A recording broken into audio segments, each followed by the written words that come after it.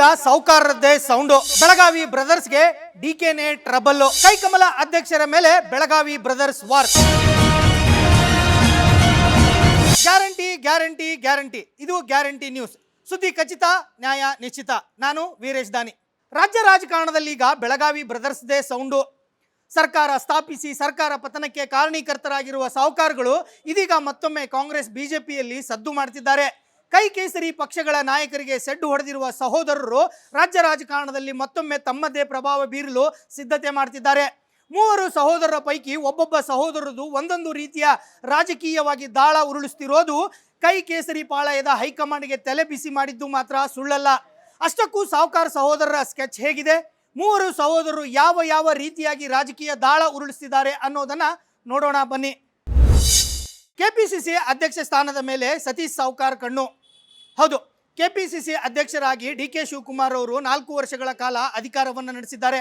ಹೀಗಾಗಿ ಕಾಂಗ್ರೆಸ್ನಲ್ಲಿ ಒಬ್ಬರಿಗೆ ಒಂದು ಹುದ್ದೆ ಒಂದೇ ಸ್ಥಾನ ಅನ್ನೋ ವಿಚಾರವನ್ನೇ ಇಟ್ಟುಕೊಂಡು ಇದೀಗ ಲೋಕೋಪಯೋಗಿ ಸಚಿವ ಸತೀಶ್ ಜಾರಕಿಹೊಳಿ ಅವರು ಕೆಪಿಸಿಸಿ ಅಧ್ಯಕ್ಷ ಸ್ಥಾನ ತಮಗೆ ಕೊಡಬೇಕು ಅನ್ನೋ ಒಂದು ಲಾಬಿಯನ್ನ ಮಾಡ್ತಾ ಇದ್ದಾರೆ. ಈ ಕುರಿತಂತೆ ಈಗಾಗಲೇ ಹೈಕಮಾಂಡ್ ಮಟ್ಟದಲ್ಲೂ ಸಹ ಅವರು ಸತೀಶ್ ಜಾರಕಿಹೊಳಿ ಅವರು ತಮ್ಮದೇ ಆದಂಥ ಪ್ರಭಾವವನ್ನು ಬೀರಿ ಮಾತುಕತೆಯನ್ನು ಸಹ ಮಾಡ್ತಾ ಇದ್ದಾರೆ. ಜೊತೆಗೇನಂತಂದರೆ ಕೆಪಿಸಿಸಿ ಅಧ್ಯಕ್ಷರಾಗಲೇಬೇಕು, ತಾವು ಈ ಹಿಂದೆ ಕೆಪಿಸಿಸಿ ಕಾರ್ಯಾಧ್ಯಕ್ಷರಾಗಿ ಕೆಲಸವನ್ನು ಮಾಡಿದ್ದಾರೆ, ತಮಗೆ ಅನುಭವವಿದೆ ಮತ್ತು ರಾಜ್ಯದ ಎಲ್ಲ ತಾಲೂಕುಗಳಲ್ಲೂ ಅಡ್ಡಾಡಿ ನಾನು ಪಕ್ಷವನ್ನು ಬಲವರ್ಧನೆ ಮಾಡಿದ್ದೀನಿ, ಹೀಗಾಗಿ ಕೆಪಿಸಿಸಿ ಅಧ್ಯಕ್ಷ ಸ್ಥಾನಕ್ಕೆ ನಾನು ಸೂಕ್ತ ಅನ್ನೋ ಒಂದು ವಾದವನ್ನು ಇದೀಗ ಸತೀಶ್ ಜಾರಕಿಹೊಳಿ ಅವರು ಹೈಕಮಾಂಡ್ ಮುಂದೆ ಮಂಡನೆಯನ್ನು ಮಾಡ್ತಾ ಇದ್ದಾರೆ. ಜೊತೆಗೆ ಡಿಕೆ ಶಿವಕುಮಾರ್ ಅವ್ರನ್ನ ಶತಾಯಗತಾಯವಾಗಿ ಕೆಪಿಸಿಸಿ ಅಧ್ಯಕ್ಷ ಸ್ಥಾನದಿಂದ ಕೆಳಗಿಳಿಸಲೇಬೇಕು ಅಂತ ಹೇಳಿ ಡಿನ್ನರ್ ಕೂಟವನ್ನು ಸಹ ಕರೆದಿದ್ರು. ಸತೀಶ್ ಜಾರಕಿಹೊಳಿ ಅವರು ಕರೆದಂಥ ಡಿನ್ನರ್ ಕೂಟದಲ್ಲಿ ಸ್ವತಃ ಸಿಎಂ ಸಿದ್ದರಾಮಯ್ಯನವರು, ಗೃಹ ಸಚಿವ ಜಿ ಪರಮೇಶ್ವರ್ ಅವರು, ಕೆಪಿಸಿಸಿ ಅಧ್ಯಕ್ಷ ಸ್ಥಾನದ ಮತ್ತೋರ್ವ ಆಕಾಂಕ್ಷಿಯಾಗಿದ್ದಂಥ KN ರಾಜಣ್ಣ ಅವರು ಮತ್ತು ಸತೀಶ್ ಜಾರಕಿಹೊಳಿ ಅವರು 4 ಜನರು ಸಹ ಕೂತ್ಕೊಂಡು ಡಿನ್ನರ್ ಕೂಟದಲ್ಲಿ ಕೆಪಿಸಿಸಿ ಅಧ್ಯಕ್ಷ ಸ್ಥಾನದ ಬಗ್ಗೆನೇ ಚರ್ಚೆಯನ್ನು ಸಹ ಮಾಡಿದ್ರು. ಈ ಕುರಿತಂತೆ ಸಿಎಂ ಸಹ ಸ್ಪಷ್ಟನೆ ಕೊಟ್ಟಿದ್ರು. ಪಕ್ಷ ಸಂಘಟನೆಯ ಬಗ್ಗೆ ನಾವು ಡಿನ್ನರ್ ಕೂಟದಲ್ಲಿ ಚರ್ಚೆಯನ್ನು ಮಾಡಿದ್ವಿ ಅನ್ನೋ ಒಂದು ಮಾತುಗಳನ್ನು ಹೇಳಿದ್ರು. ಹೀಗಾಗಿ ಸತೀಶ್ ಜಾರಕಿಹೊಳಿ ಅವ್ರನ್ನ ಕೆಪಿಸಿಸಿ ಅಧ್ಯಕ್ಷರನ್ನಾಗಿ ಮಾಡಲಿಕ್ಕೆ ಸಿಎಂ ಸಿದ್ದರಾಮಯ್ಯನವರು ಸಹ ತಮ್ಮ ಬೆಂಬಲವನ್ನು ಸೂಚಿಸಿದ್ದಾರೆ ಅನ್ನೋ ಒಂದು ಮಾತುಗಳು ಒಂದು ಕಡೆ ಕೇಳಿ ಬರ್ತಾ ಇದೆ. ಇನ್ನೊಂದು ಕಡೆ ಸತೀಶ್ ಜಾರಕಿಹೊಳಿ ಅವರು ಬಹಿರಂಗವಾಗಿ ನನ್ನ ಜೊತೆಗೆ 40ರಿಂದ 50 ಶಾಸಕರಿದ್ದಾರೆ, ಹೀಗಾಗಿ ಕೆಪಿಸಿಸಿ ಅಧ್ಯಕ್ಷ ಸ್ಥಾನ ನನಗೆ ಕೊಡಲೇಬೇಕು ಅನ್ನೋ ಒಂದು ಪಟ್ಟನ್ನಾಗಿ ಇದೀಗ ಹಿಡಿದುಕೊಂಡಿದ್ದಾರೆ. ಅದರ ಜೊತೆಗೆ ಲೋಕಸಭೆಯ ಚುನಾವಣೆ ಹಿಂದಿನಿಂದಲೇ ಕೆಪಿಸಿಸಿ ಅಧ್ಯಕ್ಷರ ಬದಲಾವಣೆ ಆಗಬೇಕಾಗಿತ್ತು. ಆ ಸಂದರ್ಭದಲ್ಲಿ ಎಐಸಿಸಿ ಮಟ್ಟದ ನಾಯಕರುಗಳು ಸಹ ಲೋಕಸಭೆ ಚುನಾವಣೆ ಮುಗಿಲಿ, ಆ ಸಂದರ್ಭದಲ್ಲಿ ನಾವು ಕೆಪಿಸಿಸಿ ಅಧ್ಯಕ್ಷರನ್ನ ಬದಲಾವಣೆ ಮಾಡ್ತೀವಿ ಅನ್ನೋ ಒಂದು ಮಾತುಗಳನ್ನು ಕೊಟ್ಟಿದ್ರು. ಹೀಗಾಗಿ ಲೋಕಸಭೆ ಚುನಾವಣೆ ಮುಗಿದು 6 ತಿಂಗಳು ಕಳೀತಾ ಬರ್ತಾ ಇವೆ.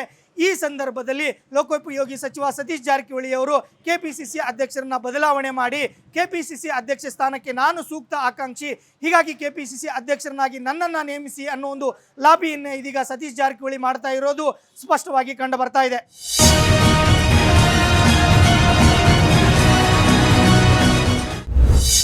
ಬಿಜೆಪಿ ರಾಜ್ಯಾಧ್ಯಕ್ಷರನ್ನ ಕೆಳಗಿಳಿಸಲು ರಮೇಶ್ ಸಾಹುಕಾರ್ ಸ್ಕೆಚ್ಚು. ಹೌದು, ಒಂದು ಕಡೆ ಕಾಂಗ್ರೆಸ್ನಲ್ಲಿ ಡಿಕೆ ಶಿವಕುಮಾರ್ ಅವ್ರನ್ನ ಕೆಪಿಸಿಸಿ ಅಧ್ಯಕ್ಷ ಸ್ಥಾನದಿಂದ ಕೆಳಗಿಳಿಸಲಿಕ್ಕೆ ಲೋಕೋಪಯೋಗಿ ಸಚಿವ ಸತೀಶ್ ಜಾರಕಿಹೊಳಿ ಅವರು ಲಾಬಿಯನ್ನ ಮಾಡ್ತಾ ಇದ್ದಾರೆ. ಇನ್ನೊಂದು ಕಡೆ ಬಿಜೆಪಿ ಬಣ ಬಡಿದಾಟದ ಮಧ್ಯೆ ಬಿಜೆಪಿ ರಾಜ್ಯಾಧ್ಯಕ್ಷರಾಗಿರ್ತಕ್ಕಂಥ BY ವಿಜೇಂದ್ರ ಅವರನ್ನ ಕೆಳಗಿಳಿಸಬೇಕು ಅಂತ ಹೇಳಿ ಭಿನ್ನರ ತಂಡ ಏನಿದೆ, ಯತ್ನಾಳ ಬಣ ಏನಿದೆ, ಯತ್ನಾಳ ಬಣದಲ್ಲಿರ್ತಕ್ಕಂಥ ಪ್ರಮುಖ ನಾಯಕರಾಗಿರ್ತಕ್ಕಂಥ ಮಾಜಿ ಸಚಿವ ಹಾಗೂ ಹಾಲಿ ಶಾಸಕರಾಗಿರ್ತಕ್ಕಂಥ ರಮೇಶ್ ಜಾರಕಿಹೊಳಿ ಸಾಹುಕಾರ್ ಸಹ ಬಿಜೆಪಿ ರಾಜ್ಯಾಧ್ಯಕ್ಷರನ್ನ ಬದಲಾವಣೆ ಮಾಡಬೇಕು ಅಂತ ಹೇಳಿ ಹೈಕಮಾಂಡ್ ಮಟ್ಟದಲ್ಲಿ ಅವರು ಸಹ ಅವರದೇ ಆದಂಥ ಲಾಬಿಯನ್ನ ಮಾಡ್ತಾ ಇದ್ದಾರೆ. BY ವಿಜೇಂದ್ರ ರಾಜ್ಯ ಬಿಜೆಪಿಯ ಸಂಘಟನೆ ಮಾಡುವಲ್ಲಿ ವಿಫಲರಾಗಿದ್ದಾರೆ. ಹೀಗಾಗಿ BS ಯಡಿಯೂರಪ್ಪನವರು ಸಹ ತಮ್ಮ ಪುತ್ರನನ್ನ ರಾಜ್ಯಾಧ್ಯಕ್ಷ ಸ್ಥಾನದಲ್ಲಿ ಅಧ್ಯಕ್ಷರಾಗಿದ್ದಾರೆ, ಹೀಗಾಗಿ ಅವರನ್ನು ಬದಲಾವಣೆ ಮಾಡಲಿಕ್ಕೆ ಅವಕಾಶವನ್ನು ಮಾಡಿಕೊಡಿ ಅಂತ ಹೇಳಿ ರಮೇಶ್ ಜಾರಕಿಹೊಳಿ ಬಹಿರಂಗವಾಗಿ ಮಾತನಾಡ್ತಾ ಇದ್ದಾರೆ. ಹೀಗಾಗಿ ಒಂದು ಕಡೆ ಕಾಂಗ್ರೆಸ್ನಲ್ಲಿ ಹಿರಿಯ ಸಹೋದರ ಆಗಿರ್ತಕ್ಕಂಥ ಸತೀಶ್ ಜಾರಕಿಹೊಳಿ ಅವರು ಕೆಪಿಸಿಸಿ ಅಧ್ಯಕ್ಷರನ್ನ ಬದಲಾವಣೆಯನ್ನು ಮಾಡಲಿಕ್ಕೆ ಲಾಬಿಯನ್ನು ಮಾಡ್ತಾ ಇದ್ದಾರೆ. ಇನ್ನೊಂದು ಕಡೆ ಬಿಜೆಪಿಯಲ್ಲಿ ಬಿಜೆಪಿ ರಾಜ್ಯಾಧ್ಯಕ್ಷ BY ವಿಜೇಂದ್ರ ಅವ್ರನ್ನ ಬದಲಾವಣೆ ಮಾಡಲಿಕ್ಕೆ ರಮೇಶ್ ಜಾರಕಿಹೊಳಿ ಸಾಹುಕಾರ್ ಒಂದು ಕಡೆ ಲಾಬಿಯನ್ನು ಮಾಡ್ತಾ ಇದ್ದಾರೆ. ಹೀಗಾಗಿ ಬಿಜೆಪಿ ರಾಜ್ಯಾಧ್ಯಕ್ಷರ ಬದಲಾವಣೆ ಆಗಲೇಬೇಕು ಅನ್ನೋ ಒಂದು ಪಟ್ಟನ್ನ ರಮೇಶ್ ಜಾರಕಿಹೊಳಿ ಈಗಾಗಲೇ ಹಿಡಿದುಕೊಂಡು ಕೂತಿದ್ದಾರೆ. ಈ ಮಟ್ಟದಲ್ಲೇ ಅವರು ದೆಹಲಿ ಹೈಕಮಾಂಡ್ ಮಟ್ಟದಲ್ಲೂ ಸಹ ಲಾಬಿಯನ್ನು ಮಾಡ್ತಾ ಇದ್ದಾರೆ. ಹೀಗಾಗಿ ಕಾಂಗ್ರೆಸ್ ಮತ್ತು ಬಿಜೆಪಿ ಹೈಕಮಾಂಡ್ ಮಟ್ಟದಲ್ಲಿ ರಮೇಶ್ ಜಾರಕಿಹೊಳಿ ಮತ್ತು ಸತೀಶ್ ಜಾರಕಿಹೊಳಿ ಅವರದ್ದೇ ಇದೀಗ ಸಾಕಷ್ಟು ಸದ್ದು ಕೇಳಿ ಬರ್ತಾ ಇರುವಂಥದ್ದು. ಈ ನಿಟ್ಟಿನಲ್ಲಿ ಕಾಂಗ್ರೆಸ್ ಮತ್ತು ಬಿಜೆಪಿ ಅಧ್ಯಕ್ಷರುಗಳೇನಿದ್ದಾರೆ, ರಾಜ್ಯಾಧ್ಯಕ್ಷರುಗಳ ಬದಲಾವಣೆ ಆಗುತ್ತೋ ಇಲ್ವೋ ಅನ್ನೋದನ್ನ ಮುಂದಿನ ದಿನಗಳಲ್ಲಿ ಕಾದು ನೋಡಬೇಕಾಗಿದೆ.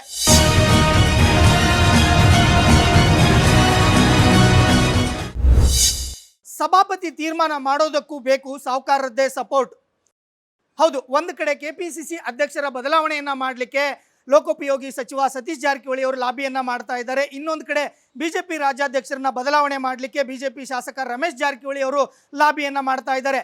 ಇವರಿಬ್ಬರ ಸಹೋದರರದು ಒಂದು ರೀತಿಯ ಪ್ರಭಾವ ಆದರೆ ಇನ್ನೊಂದು ರೀತಿಯ ಪ್ರಭಾವ ಅವರ ಇನ್ನೊಬ್ಬ ಸಹೋದರರಾಗಿರ್ತಕ್ಕಂಥ ಲಖನ್ ಜಾರಕಿಹೊಳಿ ಅವರದ ಪ್ರಭಾವ ಕಂಡು ಬರ್ತಾ ಇರುವಂಥದ್ದು. ಯಾಕಂತಂದ್ರೆ ಲಖನ್ ಜಾರಕಿಹೊಳಿ ಅವರು ಈಗಾಗಲೇ ವಿಧಾನ ಪರಿಷತ್ನ ಸದಸ್ಯರಾಗಿದ್ದಾರೆ. ಹೀಗಾಗಿ ವಿಧಾನ ಪರಿಷತ್ನಲ್ಲಿ ಸಭಾಪತಿಯವರನ್ನ ಬದಲಾವಣೆ ಮಾಡಲೇಬೇಕಾದಂಥ ಸಂದರ್ಭ ಬಂದರೆ ಆ ಸಂದರ್ಭದಲ್ಲಿ ಲಖನ್ ಜಾರಕಿಹೊಳಿ ಅವರದ್ದೇ ಸಪೋರ್ಟ್ ಬೇಕಾಗುತ್ತೆ.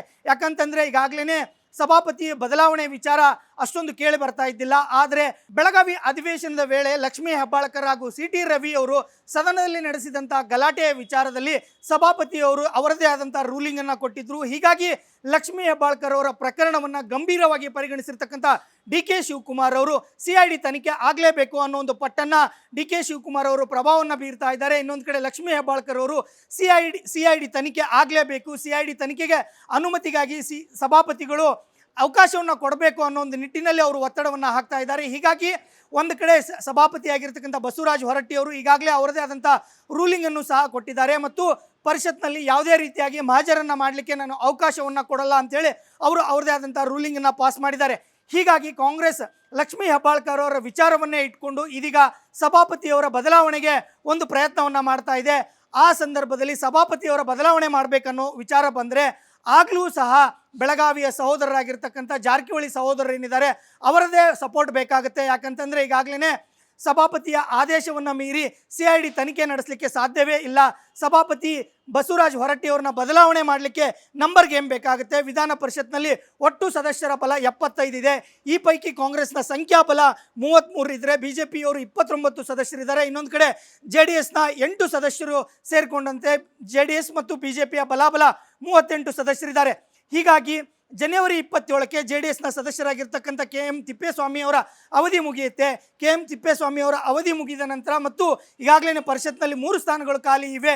ಈ 3 ಸ್ಥಾನಗಳ ಜೊತೆಗೆ KM ತಿಪ್ಪೇಸ್ವಾಮಿ ಅವರ ಸ್ಥಾನಕ್ಕೂ ಸಹ ಇನ್ನೊಬ್ಬರನ್ನ ನೇಮಕ ಮಾಡಿದಂಥ ಸಂದರ್ಭದಲ್ಲಿ ಕಾಂಗ್ರೆಸ್ನ ಬಲಾಬಲ ಹೆಚ್ಚಳ ಆಗುವಂಥ ಸಾಧ್ಯತೆ ಇದೆ. ಹೀಗಾಗಿ ಸಭಾಪತಿಯವರನ್ನು ಬದಲಾವಣೆ ಮಾಡುವಂಥ ಸಂದರ್ಭ ಬಂದರೆ ಆ ಸಂದರ್ಭದಲ್ಲಿ ಲಖನ್ ಜಾರಕಿಹೊಳಿ ಅವರ ಬೆಂಬಲ ಬೇಕಾಗುತ್ತೆ. ಯಾಕಂತಂದರೆ ಸಭಾಪತಿ ಬದಲಾವಣೆ ಮಾಡಬೇಕಾದಂಥ ವಿಚಾರದಲ್ಲಿ ಕಾಂಗ್ರೆಸ್ ಮತ್ತು ಬಿಜೆಪಿಯ ಇಬ್ಬರು ಸದಸ್ಯರಿಗೆ ತಲಾ 37 ಸದಸ್ಯರ ಸಂಖ್ಯಾಬಲ ಆಗುತ್ತೆ. ಆ ಸಂದರ್ಭದಲ್ಲಿ ಲಖನ್ ಜಾರಕಿಹೊಳಿ ಅವರು ಯಾರಿಗೆ ಬೆಂಬಲವನ್ನು ಕೊಡ್ತಾರೆ ಅನ್ನೋದನ್ನು ಕಾದು ನೋಡಬೇಕಾಗುತ್ತೆ. ಲಖನ್ ಜಾರಕಿಹೊಳಿ ಅವರು ಯಾರಿಗೆ ಸಪೋರ್ಟ್ ಮಾಡ್ತಾರೆ, ಆ ಪಕ್ಷದ ವ್ಯಕ್ತಿ ಏನಿದ್ದಾರೆ, ಆ ಪಕ್ಷದ ಅಭ್ಯರ್ಥಿ ಏನಿದ್ದಾರೆ ಅವರು ಸಭಾಪತಿ ಆಗಬೇಕಾಗತ್ತೆ. ಈಗಾಗಲೇ ಸಭಾಪತಿ ಬದಲಾವಣೆ ಮಾಡಲಿಕ್ಕೆ ಸಾಕಷ್ಟು ಪ್ರಯತ್ನವನ್ನು ಕಾಂಗ್ರೆಸ್ನಲ್ಲಿ ನಡೀತಾ ಇರುವಂಥದ್ದು. ರಮೇಶ್ ಜಾರಕಿಹೊಳಿ ಮತ್ತು ಸತೀಶ್ ಜಾರಕಿಹೊಳಿ ಅವರು ಕಾಂಗ್ರೆಸ್ ಬಿಜೆಪಿಯಲ್ಲಿ ಅವರದೇ ಆದಂಥ ಒಂದು ಲಾಬಿಯನ್ನು ಮಾಡ್ತಾ ಇದ್ದಾರೆ. ಇನ್ನೊಂದು ಕಡೆ ಸಭಾಪತಿಯ ಆಯ್ಕೆ ವಿಚಾರದಲ್ಲಿ ಲಖನ್ ಜಾರಕಿಹೊಳಿ ಅವರ ಪ್ರಭಾವ ಇದೀಗ ಸಾಕಷ್ಟು ಪ್ರಭಾವವನ್ನು ಬೀರ್ತಾ ಇದೆ. ಹೀಗಾಗಿ ಬೆಳಗಾವಿಯ ರಾಜಕಾರಣದಲ್ಲಿ ಬಂದರೆ ಲಖನ್ ಜಾರಕಿಹೊಳಿ ಅವರು ಸಹ ಸಭಾಪತಿಯ ಚುನಾವಣೆಯಲ್ಲಿ ತಮ್ಮದೇ ಆದಂಥ ಒಂದು ಸಪೋರ್ಟನ್ನು ಪಡೆದುಕೊಳ್ಳುವ ಮೂಲಕನೇ ಸಭಾಪತಿಯನ್ನು ಆಯ್ಕೆ ಮಾಡಬೇಕಾದಂಥ ಪರಿಸ್ಥಿತಿ ಬಂದಿದೆ. ಹೀಗಾಗಿ ರಾಜ್ಯ ರಾಜಕಾರಣದಲ್ಲಿ ಈಗ ಸಾವ್ಕಾರ್ ಬ್ರದರ್ಸ್ದೇ ಸೌಂಡ್ ಅನ್ನೋದು ಮಾತ್ರ ಸುಳ್ಳಲ್ಲ ಅಂತ ಹೇಳ್ಬೋದಾಗಿದೆ. ಕ್ಯಾಮ್ರಾಮನ್ ಪೃಥ್ವಿ ಜೊತೆ ವೀರೇಶ್ ದಾನಿ, ಗ್ಯಾರಂಟಿ ನ್ಯೂಸ್, ಬೆಂಗಳೂರು. ರಾಜ್ಯದಲ್ಲೀಗ ಸಾವ್ಕಾರದ್ದೇ ಸೌಂಡು. ಬೆಳಗಾವಿ ಬ್ರದರ್ಸ್ಗೆ ಡಿಕೆನೇ ಟ್ರಬಲ್. ಕೈಕಮಲ ಅಧ್ಯಕ್ಷರ ಮೇಲೆ Belagavi brothers war. Guarantee news, ಸುದ್ದಿ ಖಚಿತ, ನ್ಯಾಯ ನಿಶ್ಚಿತ.